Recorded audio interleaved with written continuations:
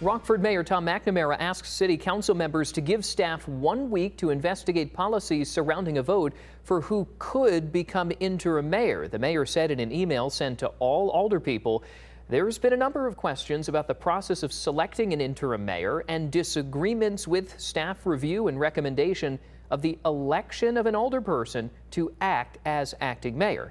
Now, the question suggests the council does not have the authority and the city should go without an acting mayor through the next municipal election in May of next year.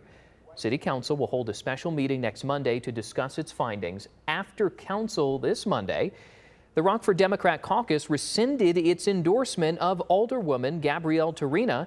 It's now a deadlock between Torina and Alderwoman Neal.